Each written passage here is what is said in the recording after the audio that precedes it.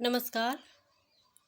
आज हम पढ़ रहे हैं कविता पथिक, जिसके कवि हैं राम नरेश त्रिपाठी। पथिक कविता की कुछ पंक्तियों की सप्रसंग व्याख्या आज हम कर रहे हैं। निकल रहा है जलनिधि तल पर, दिनकर बिंब अधूरा। दिनकर का अर्थ होता है सूर्य और बिंब का अर्थ होता है छवि। जलनिधि, जलनिधि यानी कि सागर, सागर के तल पर। कमला के कंचन मंदिर का मानो कांत कंगूरा। कंचन का अर्थ होता है सोना, कंचन का अर्थ है सोना। कांत, कांत का अर्थ है सुंदर। कंगूरा, कंगूरा का अर्थ है महल का ऊपरी भाग या फिर गुंबद अथवा महल का जो बुर्ज होता है वो कंगूरा होता है। लाने को निज, निज माने अपना। पुण्य भूमि पर लक्ष्मी की असवारी, असवारी की मतलब सवारी। लाने को निज पुण्य भूमि पर, अपनी भूमि पर लक्ष्मी की सवारी लाने को। रत्नाकर ने निर्मित कर दी स्वर्ण सड़क अति प्यारी। रत्नाकर का अर्थ होता है समुद्र, समुद्र ने निर्माण कर दिया है स्वर्ण सड़क का।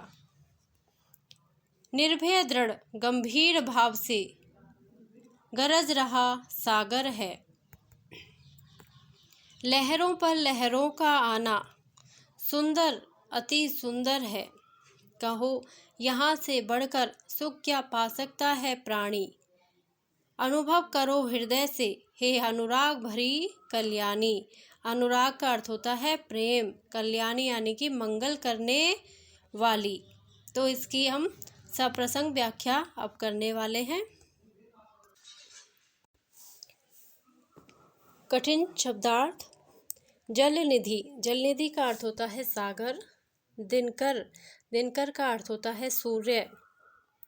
बिंब, बिंब का अर्थ है छवि। कमला, कमला का अर्थ होता है लक्ष्मी। कंचन, कंचन का अर्थ सोना। कांत, असवारी, असवारी का अर्थ होता है सवारी। रत्नाकर, रत्नाकर का अर्थ है समुद्र।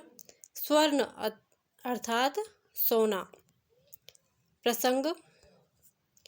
प्रस्तुत काव्यांश पाठ्य पुस्तक आरोह में संकलित कविता पथिक से लिया गया है। पथिक कविता के रचयिता राम नरेश त्रिपाठी हैं।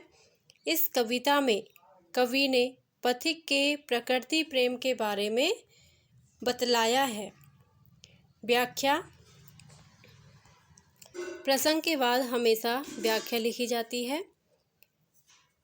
पथिक सूर्योदय का वर्णन करते हुए कहता है कि समुद्र की सतह से सूर्य का बिंब अधूरा निकल रहा है, अर्थात आधा सूर्य जल के अंदर है तथा आधा बाहर। ऐसा लगता है मानो यह लक्ष्मी देवी के स्वर्ण मंदिर का चमकता हुआ कंगूरा है। कंगूरा का अर्थ महल का ऊपरी भाग या कहें कि महल का गुंबद या बुर्ज। पथिक को लगता है कि समुद्र ने अपनी पुण्य भूमि पर लक्ष्मी की सवारी लाने के लिए अति प्यारी सोने की सड़क बना दी हो। सुबह सूर्य का प्रकाश समुद्र तल पर सुनहरी सड़क का दृश्य प्रस्तुत करता है। समुद्र भय रहित, मजबूत व गंभीर भाव से गरज रहा है। उस पर लहरें एक के बाद एक आ रही हैं जो बहुत सुंदर हैं।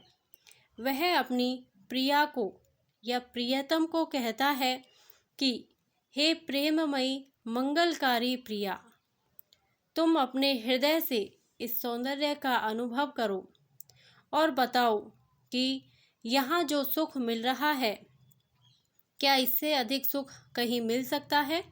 अर्थात इस सौंदर्य का कोई मुकाबला नहीं है। व्याख्या करने के बाद विशेष लिखा जाता है। जो भी कविता के काव्य पक्ष या भाव पक्ष से संबंधित विशेष बातें जो होती हैं वो विशेष में लिखी जाती हैं। तो इन पंक्तियों में विशेष क्या है कि यहाँ सूर्योदय का अद्भुत वर्णन कवि के द्वारा किया गया है। संस्कृत निष्ठ खड़ी बोली का प्रयोग किया गया है। कवि प्रकृति सौंदर्य को श्रेष्ठ मानता है, अथवा लिखें कि कवि प्रिय के सौंदर्य से अधिक प्रकृति सौंदर्य को श्रेष्ठ मानता है और यह सब बातें उसने पथिक के माध्यम से कही हैं। धन्यवाद। यदि आपको यह वीडियो अच्छा लगा हो तो प्लीज़ मेरे वीडियो को लाइक करें, शेयर करें और मेरे चैनल को सब्सक्राइब करें। Thank you.